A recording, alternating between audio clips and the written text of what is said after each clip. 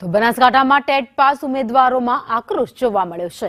મહેકમ મુજબ ખાલી જગ્યાઓ ભરવા માટે માંગણી ઓછી ભરતી કરે છે તો ઓછી ભરતી કર્યા હોવાના પણ આક્ષેપ લગાવવામાં આવ્યા છે। જે મહેકમ મુજબ જ્યાં જ્યાં ભરતીની જરૂર છે તેની માંગ કરી છે। મહેકમ પ્રમાણે ભરતીની માંગ ઉઠી છે। શિક્ષકોની ઓછી ભરતી થાય છે, બાળકોને ભણાવશે કોણ તેવો સવાલ પણ કર્યો છે। ખાલી પડેલી જગ્યાઓ ભરવા ઉમેદવારોએ માંગ કરી છે।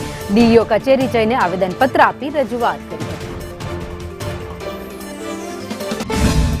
ગુજરાતમાં શિક્ષકોની બહુ જગ્યાઓ ખાલી છે, એની સામે સરકારે બહુ ઓછી સંખ્યામાં ભરતી કરી। હવે ઓછી સંખ્યામાં શિક્ષકો લેશે તો બાળકોને ભણાવશે કોણ? એટલે અમારી એ જ માંગ છે કે તમે મહેકમ પ્રમાણે જે જગ્યા હોય એ મુજબ પૂરતી ભરતી કરો। પૂરતા શિક્ષકો હશે તો બાળકોને ભણાવશે અને ગુજરાતનું શિક્ષણ સુધરશે।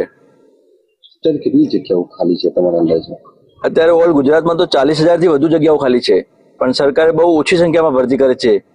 આ બાબતની કોઈ રજૂઆત કરેલ છે? આ બાબતની અમે છેલ્લા 3 વર્ષથી ગાંધીનગર આંદોલન કરીએ છીએ, પણ સરકાર વાયદા ઉપર વાયદા અને અમારા આંદોલનનો કોઈ સામે અમને રિસ્પોન્સ